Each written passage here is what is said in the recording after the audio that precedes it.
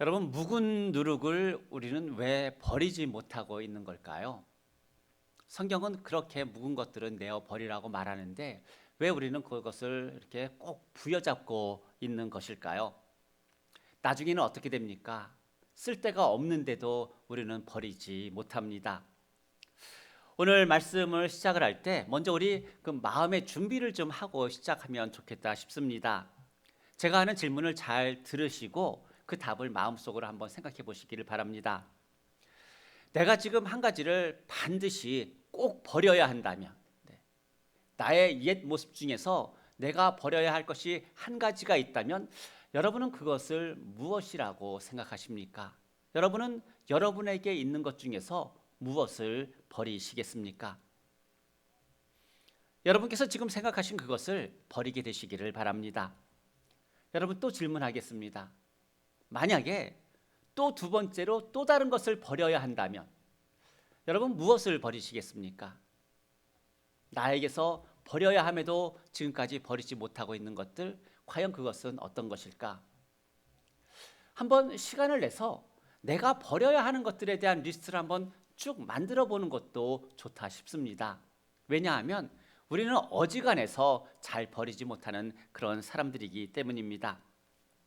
사실 무언가를 버린다라고 하는 것, 특별히 나에게 필요가 없는데, 나에게 없어야 하는데 내가 버려야 한다라고 할 때 사실 그것을 버리는 것이 쉽지는 않습니다. 그것이 물건이든 아니면은 어떤 사회적인 명예든 아니면은 내 생각이든 내 고집이든 나의 신념이든 내가 가지고 있는 것을 버린다라고 하는 것은 웬만큼 작정하지 않으면은 할 수가 없는 일입니다. 일단 내 것인 이상, 일단 내 손에 들어온 이상, 내 마음에 자리를 잡은 이상 그것들이 잘 나가지 않습니다. 마음대로 되지가 않습니다. 특히 사소한 것일수록 우리는 더 잘 못 버립니다. 작은 것일수록 버리지 못한다는 그런 이야기입니다. 오늘 말씀을 듣는 이 히브리서의 독자들은 어땠을까요? 유대인이면서 그들은 그리스도인입니다. 이들은 과연 무엇을 아직까지 버리지 못하고 있는 걸까요? 이들이 이제 버려야 하는 것들에 대한 리스트를 만든다면 이들은 과연 무엇을 거기에 기록하게 되었을까? 오늘 말씀에 보면 멜기세덱에 대한 이야기가 나옵니다. 멜기세덱은 성경에서 보게 되면은 단 두 번밖에 나오지 않는 그런 사람이에요. 그것도 구약에. 이제 아브라함을 만났던 이제 왕으로서 멜기세덱이 나오고 시편에서 한번 멜기세덱이 나옵니다. 이렇게 구약 성경에서 단 두 번밖에 언급되지 않은 멜기세덱은 유대인들에게 만약 그들이 기억하지 않아도 되는 사람의 이름을 기록하라고 하면은 과연 몇 번째쯤 된다고 생각을 하십니까? 아마도 상당히 높은 수준에 이렇게 올라와 있지 않을까요? 아마도 앞에 있을 겁니다. 왜냐하면 구약 성경에서 그렇게 중요한 인물처럼 기록하고 있지 않기 때문입니다. 그런데 히브리서를 읽으면 한 가지 이상한 점이 있어요. 구약 성경에 단 두 번밖에 나오지 않는 이름인데 신약 성경에서도 유일하게 히브리서에서만 그 멜기세덱을 강조하고 있다는 이야기입니다. 무려 10번 넘게 멜기세덱에 대한 이야기를 합니다. 이 히브리서에서는 특별히 그 5장 11절에서 그렇게 이야기했습니다. 특별히 멜기세덱에 대해서 나에게 할 말이 너무나 많은데 너희들이 듣기에 어두워서 내가 이 말을 하지 않겠다는 그런 뉘앙스로 이야기를 했어요. 그런데 오늘 7장에 와서는 어떻습니까? 그렇게 마치 이야기하지 않을 것처럼 말했던 멜기세덱에 대해서 무려 한 장 전체를 할애해서 그에 대한 이야기를 합니다. 멜기세덱이 도대체 누구이길래 그렇게 이야기할까요? 우리에게 무엇을 깨닫게 하기 위해서 히브리서 기자는 성령의 감동이 되어서 성경을 이렇게 기록해가고 있는 것일까요? 또한 이 편지를 받아보아야 하는 히브리서 독자들에게 과연 무엇을 말하고자 하는 그런 의도였을까? 창세기 14장에서 멜기세덱에 대한 이야기를 보게 되면 아브라함이 이제 전쟁 중에 잡혀간 롯을 구하기 위해서 집에서 이제 키운 그 380명의 군사들을 데리고 이제 롯을 구하러 갑니다. 그리고 그곳에 가서 왕들을 다 물리치고 롯과 잃어버린, 즉 빼앗겼던 것들을 다 찾아가지고 돌아옵니다. 이때 창세기 14장 18절에서 살렘 왕이었던 멜기세덱이 떡과 포도주를 가지고 나와서 전쟁에서 이기고 돌아온 아브라함을 맞이합니다. 그리고 아브라함을 영접한 그 멜기세덱은 성경에서 누구라고 말하고 있냐면 지극히 높으신 하나님의 제사장이라고 말하고 있어요. 여러분, 이 타이틀만 보게 되면은 아주 높은 그런 타이틀 아닙니까? 멜기세덱은 이제 아브라함을 만나서 어떻게 하냐면 하나님의 이름으로 그를 축복합니다. 그리고 아브라함은 자기가 전쟁에서 얻은 것에서 10분의 1을 멜기세덱에게 줍니다. 이것이 멜기세덱에 대한 어떤 인포메이션에 대한 전부예요. 이것 이외에 멜기세덱에 대한 어떤 인포메이션도 없습니다. 그가 어떤 인물이었는지, 어느 부모님 가운데 태어났는지, 어느 지파 사람인지 이것에 대한 어떤 이야기도 없습니다. 그럼에도 불구하고 히브리서에서는 그 멜기세덱을 너무나 끊임없이 이야기하고 있어요. 저희들이 히브리서 말씀을 보기 시작하면서 멜기세덱에 대한 말이 얼마나 많이 나왔습니까? 그런데 아직도 멈추지 않았습니다. 과연 그 이유는 무엇일까? 우리가 그 이유를 찾기 위해서 히브리서에서 우리에게 말하는 것이 무엇인지를 찾기 위해서는 히브리서 기자가 무엇을 말하는지에 대해서 잘 들어야 합니다. 첫째로 말하는 것은 1절에 보게 되면 멜기세덱은 왕이면서 제사장이었다고 말씀하고 있어요. 구약시대에 특별히 왕과 제사장은 철저하게 분리가 되어 있었습니다. 그래서 누구든지 제사장이 아닌 사람이 제사장의 역할을 하려고 하게 되면 하나님으로부터 반드시 심판을 받았습니다. 그런데 아브라함을 영접한 멜기세덱은 왕이면서 제사장이었어요. 두 직분을 가진 사람이라고 말씀합니다. 그러면 히브리서에서 유독 멜기세덱에 대해서 여러 번 강조하는 이유는 그가 왕이었고 제사장이었기 때문일까요? 과연 그 이유 때문에 멜기세덱을 그렇게 여러 번 말하고 있는 것일까? 히브리서에서는 두 번째로 멜기세덱을 의의 왕이요 평강의 왕이라고 2절에서 소개합니다. 멜기세덱이 의의 왕이라고 하는 것은 멜기세덱은 정직하고 바르고 진실하면서 불법을 미워하는 그런 왕이라고 하는 의미입니다. 또한 멜기세덱이 평강의 왕이라고 하는 것은 평화와 화평을 좋아하고 특별히 하나님과의 사이에서 화평했던 인물, 그가 멜기세덱이었던 것을 가르쳐 줍니다.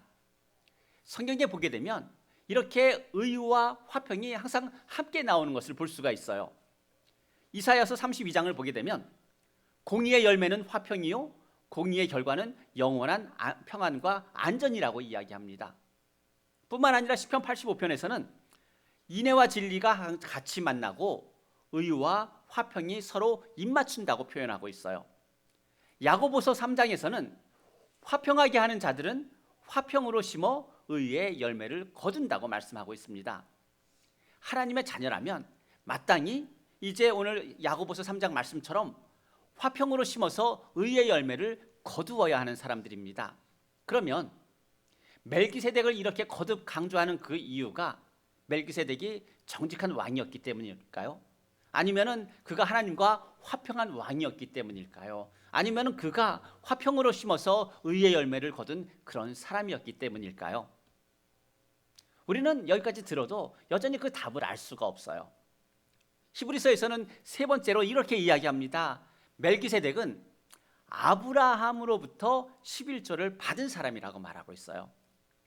멜기세덱이 아브라함에게서 11조를 받았기 때문에 그러면 그 멜기세덱에 대해서 계속 말하는 것일까?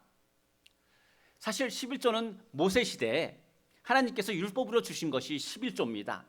그리고 이 11조는 성막에서 봉사하는 레위인들과 또한 고아와 과부와 같이 이제 도와야 하는 사람들을 돕기 위해서 그 11조가 사용이 되었습니다.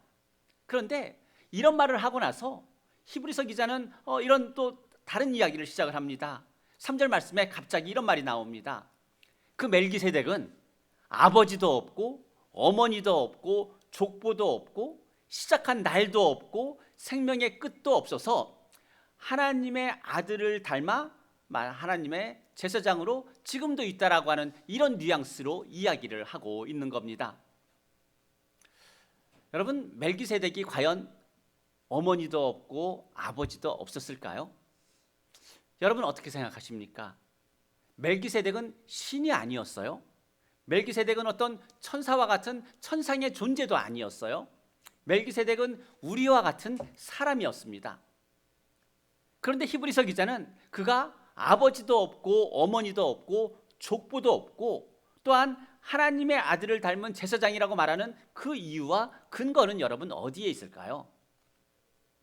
성경 어디를 찾아봐도 멜기세덱이 아버지도 없고 어머니도 없고 족보도 없다는 그런 말은 전혀 나오지도 않아요. 그런데 히브리서 기자는 어디서 이런 인포메이션을 받아서, 물론 성령의 감동으로 성경이 기록되었지만 무엇을 근거로 이 말씀들을 기록하고 있는 것일까? 여러분은 이 근거를 무엇이라고 생각합니까? 성경에 아무 기록도 없는데 히브리서를 쓴 히브리서 저자가 이렇게 주장하는 그 이유를 무엇이라고 생각합니까? 성경에서 여러분, 모든 레위인들은 아버지와 어머니와 족보가 있었어요. 그런데 그들이 그 족보가 없었으면 어떻게 되었을까요? 제사장으로 섬길 수가 없었다라고 하는 겁니다. 그래서 모든 레위인들은 부모님의 그 이름을 통하여서, 족보를 통하여서 내가 레위인 것을 증명을 해야지만 제사장으로 섬길 수가 있는 거예요. 그런데 멜기세덱은 어떻습니까? 아무것도 없어요. 아무것도 없다는 것이 여러분, 그게 근거라고 하는 이야기예요. 여러분 이해가 가십니까?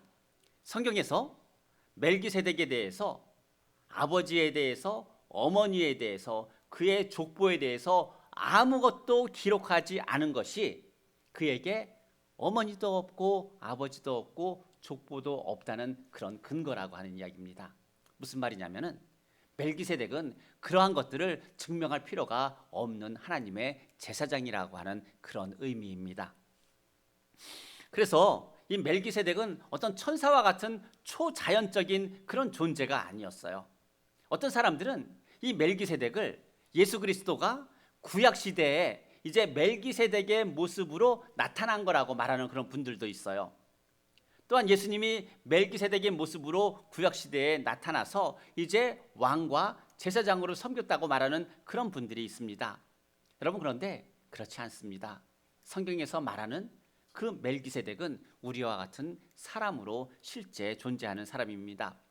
그래서 히브리서 기자가 이 구약 창세기에 나오는 멜기세덱에 대해서 영적으로 해석해 주는 것이 뭐냐면은 멜기세덱은 그러할 필요가 없는 사람이다라고 하는 것을 가르쳐 주고 있습니다. 그래서 히브리서 기자가 이 말씀에 대해서 해석해 주는 것이 명확한 것 중에 하나가 뭐냐면, 아론이나 그의 후손들은 족보가 없으면은 제사장으로서 그 일을 감당할 수가 없지만, 성경에 멜기세덱에 대한 족보나 부모에 대한 이름이 없다는 이야기는 결국 멜기세덱은 그러한 것 없이도 제사장으로 섬길 수 있는 사람이다라고 하는 것을 가르쳐 준다. 이것을 우리에게 지금 이야기하고 있는 겁니다. 히브리서에서 멜기세덱에 대해서 또한 다섯 번째로 또 이렇게 이야기합니다. 멜기세덱은 아브라함을 축복한 사람이라고 말하고 있어요.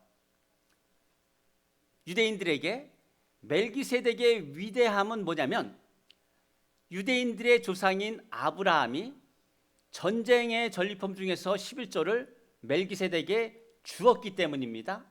또한 멜기세덱의 위대함은 아브라함이 그 멜기세덱으로부터 축복을 받았기 때문이에요. 그래서 멜기세덱이 아브라함을 축복했을 때 아론과 레위 족속은 아직도 태어나지 않았지만, 히브리서 저자가 해석하고 있는 말씀은 뭐냐면은 아브라함의 허리에서 나왔다라고 하는 그런 의미로 사용하면서 멜기세덱이 아브라함을 축복한 것이 이제 아브라함의 자손까지도 포함하고 있음을 가르쳐 주고 있습니다. 그러면 이제는 우리는 그 답을 좀 찾아가야 합니다. 그렇게 멜기세덱에 대해서 거듭 이야기하고 있는 것은 무엇일까? 제가 두 가지 보기를 드릴게요. 첫째는 멜기세덱이 아브라함보다 우월하다라고 하는 것을 말하기 위해서 지금 이 멜기세덱에 대해서 이렇게 이야기하는 것일까? 아니면 두 번째로 그들이 즉 예수 그리스도를 믿음에도 불구하고 여전히 아브라함을 믿음의 조상으로 붙들고 있는 그 유대인들에게 성경에서 딱 두 번밖에 언급하지 않은 그 멜기세덱이 너희들의 믿음의 조상이라고 하는 아브라함보다 우월하다.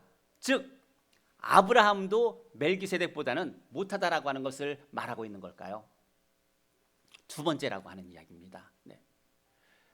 히브리서에서 멜기세덱을 그렇게 강조하고 있는 것은 뭐냐면은 예수 그리스도를 믿고 있음에도 불구하고 그 아브라함을 믿음의 조상으로 여기며 붙들고 있는 것을 아직까지 놓지 못하고 있기 때문에 성경에 단 두 번밖에 나오지 않은 멜기세덱도 너희들이 그렇게 붙들고 있는 아브라함보다 위대하다라고 하는 것을 지금 말하고 있는 겁니다. 히브리서를 보게 되면 1장부터 이야기해 온 게 뭐냐면은 1장에서는 예수 그리스도는 모든 선지자보다 뛰어나다라는 것을 이야기했어요. 또 2장과 3장으로 오면서 예수 그리스도는 모든 천사보다 뛰어나다라고 이야기를 했습니다. 그리고 그 뒤에는 어떤 이야기가 나옵니까? 예수 그리스도는 모세와 아론보다 뛰어나시다라고 이야기했어요. 즉 유대인들이 중요하게 여기는 선지자와 천사와 이제 모세와 아론을 언급한 다음에 유대인들이 이 모든 것들은 다 버려도 그들이 버릴 수 없는 그 아브라함에 대해서 지금 히브리서 기자가 말하고 있는 것은 너희들이 그렇게 붙들고 있는 아브라함이 저 성경에 나오는 멜기세덱보다도 훨씬 못한 존재라고 말하고 있는 겁니다. 여러분 이것은 무슨 이야기일까요? 이제는 그만 그 아브라함 고집하지 말고 놓으라고 하는 그 이야기입니다. 오늘 말씀에서 저는 이 히브리서 저자가 참 이 히브리서 독자들을 참 많이 배려한다라고 하는 것을 느낄 수가 있어요. 뭐냐면 너희들이 그렇게 믿고 있는 아브라함이 저 멜기세덱보다도 부족하다라고 직접적으로 말하지 않아요. 그들로 하여금 멜기세덱의 위대함을 깨닫게 함을 통하여서 오히려 아브라함이 그저 아무 이제 사람이라고 하는 것으로 여기게 한다라고 하는 겁니다. 오늘 말씀에서 멜기세덱 참 위대한 사람으로 그렇게 이야기를 합니다. 하지만 멜기세덱도 여러분 아브라함도 여러분 그들도 사람이라고 하는 겁니다. 우리가 예수 그리스도를 위해서 우리가 내려놓아야 하는 그런 대상일 수 있다는 이야기입니다. 물론 성경은 아브라함의 그 이야기를 통해서 얼마나 많은 은혜들을 우리에게 줍니까? 그렇지만 우리가 그 은혜에 있어서 실체를 발견해야 되는데 실체를 붙잡아야 하는데 바로 그 실체는 바로 예수 그리스도라고 하는 겁니다. 오늘 히브리서 기자가 말하는 것 빌립보서 3장 8절에서 말씀하고 있는 것처럼 그리스도를 얻기 위하여 이제 그만 내려놓으라는 이야기입니다.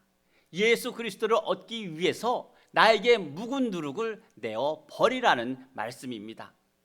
우리는 예수님 외에도 참 붙들고 있는 것들이 너무나 많습니다. 마치 어린아이가 두 손에 아이스크림 붙잡고 어떤 것을 먹어야 할지 몰라가지고 시간이 지나는데 아이스크림이 여러분 줄줄 흘러내리는 것처럼 여러분 우리가 그렇게 붙들고 있다는 말씀입니다. 버려야 하는 것 알면서도 여러분 왜 버리지 못하는 걸까? 두 주인을 섬길 수 없음을 알면서도 왜 우리는 두 주인을 섬기려고 하는 것일까요? 예수 그리스도의 이름보다 더 뛰어난 이름이 없음을 알면서도 왜 예수 그리스도의 그 이름 말고 다른 이름들을 우리는 찾으며 살아가는 것일까요? 마태복음 6장 24절에서 예수님께서 이렇게 말씀하셨습니다. 한 사람이 두 주인을 섬기지 못할 것이니 혹 이를 미워하고 저를 사랑하거나 혹 이를 중히 여기고 저를 경히 여김이라. 너희가 하나님과 재물을 겸하여 섬기지 못하리라 말씀하셨습니다. 왜냐하면 하나님과 재물을 겸하여 섬기려고 할 때 마태복음 13장 22절 말씀처럼 말씀을 들어도 세상의 염려와 재물의 유혹 때문에 그 말씀이 막혀서 결국 어떤 열매도 어떤 결실도 맺지 못하기 때문입니다. 세상의 것들이 들어와 있다 보니까 세상의 것들이 하나님이 계셔야 되는 그 자리를 대신 차지하고 있기 때문에 결국 우리는 아무것도 얻지 못합니다. 하나님께서 여러분 구약에서 소돔을 멸망하실 때, 소돔을 심판하실 때 롯은 그 소돔 땅을 떠나기를 주저했어요.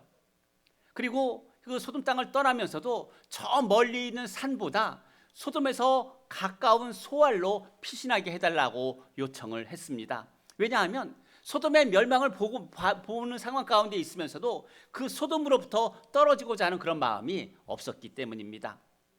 천사는 여러분, 하나님은 그런 이 청을 다 들어주었습니다. 그럼에도 롯은 산이 아닌 소알로 가서 피신하고 있으면서 이제 저 소돔 땅을 바라보면서 그 땅이 멸망하는 것을 바라봅니다. 그러나 그의 마음에는 여전히 소돔을 버리지 못했다는 이야기입니다. 창세기 기자는 여러분 이 사건을 기록한 다음에, 소돔의 멸망에 대한 사건을 기록한 다음에 딱 한마디를 덧붙입니다. 어떤 말을 덧붙이냐면 창세기 19장 26절에서 롯의 아내는 뒤를 돌아보았으므로 소금 기둥이 되었더라 이야기를 하고 있어요. 어떤 다른 설명도 없습니다. 이 한마디로 소돔을 바라보고 있는 롯과 또 롯의 아내에 대한 모습을 이렇게 한마디로 적고 있는 겁니다. 롯의 아내는 왜 뒤를 돌아봤을까요? 지금 저 소돔을 돌아보지 말라고 말하면서 이제 소돔이 멸망할 것이라고 말씀하셨음에도 불구하고 왜 그 소돔 땅을 바라보았을까? 나의 옛된 삶을 놓을 수가 없었기 때문이에요. 나의 그 삶에 대해서 그 미련을 떨쳐버릴 수가 없고, 그러다 보니까 하나님의 말씀을 가볍게 여기다 보니까 뒤를 돌아보게 되었다는 말씀입니다. 롯의 아내는요, 이름도 없어요. 성경에서 그 이름도 기록하고 있지 않아요. 또한 롯의 아내의 죽음에 대해서 아무도 애도하지도 않습니다. 그저 소금 기둥으로 변해버렸다라고 성경은 한 줄로 기록하고 있습니다. 결국 사람들의 기억 속에 롯의 아내는 누구로 기억되는 말씀일까요? 어리석은 사람, 묵은 누룩을 버리지 못해서 소금 기둥이 되어버린 사람이라고 그렇게 기록하고 있는 겁니다. 예수님께서 재물을 쌓아둘 창고를 만들려고 하는 그 사람에게 이렇게 말씀하셨어요. 누가복음 12장 20절에서 어리석은 자여, 오늘 밤에 내 영혼을 도로 찾으리니 그러면 내 준비한 것이 누구의 것이 되겠느냐. 사랑하는 성도 여러분, 신앙은 뭐냐면 신앙은 결단이에요. 신앙은 여러분 결단이라고 하는 이야기입니다. 내가 버려야 할 것 버리고 내가 붙잡아야 할 것 붙잡는 것, 바로 그것이 신앙이라고 하는 겁니다. 그래서 신앙은 이것도 저것도라고 말하는 것이 아니라 이것이냐 저것이냐가 바로 신앙의 모습이라고 하는 겁니다. 사랑하는 성도 여러분, 예수 그리스도를 얻기 위하여 우리는 과연 무엇을 버려야 할까요? 네, 가장 먼저 여러분 감기 먼저 버리게 되시기를 바랍니다. 네, 건강부터 찾게 되시기를 바랍니다. 데살로니가전서 5장 22절에서 악은 어떤 모양이라도 다 버리라고 말씀하고 있어요.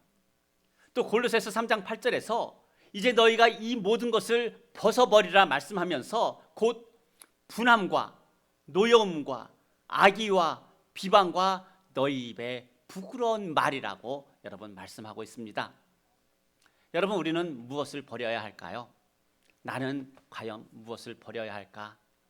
오늘 이 예배를 통하여서 내가 버려야 할 것들에 대해서 정리해서 그 모든 것들을 버리게 되시기를 주님의 이름으로 축복합니다. 오늘 예배 끝나고 이제 저희 집에서 이제 식사를 하려고 할 때 여러분 뭐가 제일 힘들었을까요? 집에서 안 쓰는 것, 버리는 것, 이게 참 힘들었어요. 우리는 그렇게 버리지 못하며 그렇게 살아갑니다. 그러나 오늘 히브리서 기자의 이 말씀대로 이제 우리에게 가장 소중한 것이 무엇인지 오늘 다시 한번 바라보면서 우리에게는 예수 그리스도의 그 이름이 가장 고귀하고 가장 소중하다라고 하는 것을 깨달으면서 예수 그리스도를 위하여 해가 되는 것들을 버릴 수 있는 저와 여러분 되시기를 주님의 이름으로 축복합니다. 기도하겠습니다.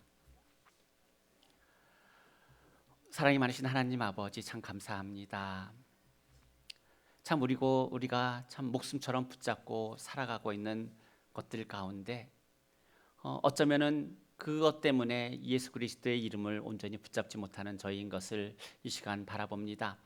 오늘 말씀을 통하여서 우리가 버려야 하는 묵은 누룩들을 발견할 수 있게 하여 주시고 이제 그 모든 것들을 버릴 수 있도록 결단하게 하여 주시며 오늘도 주께서 우리에게 말씀하신 것처럼 이제 모든 악은 모두 버리게 하여 주시고 죄가 되는 것들 모두 버리게 하여 주시고 예수 그리스도를 알아가는 데 있어서 방해가 되는 것들은 버릴 수 있는 하나님의 자녀로서 살아가게 하여 주옵소서. 그리고 그 빈 곳에 주님께서 우리에게 풍성히 주시는 그 은혜로 채우게 하여 주시며 날마다 하나님과 그 기쁜 동행하는 저희들 되게 하여 주옵소서. 감사드리며 예수님의 이름으로 기도드립니다. 아멘.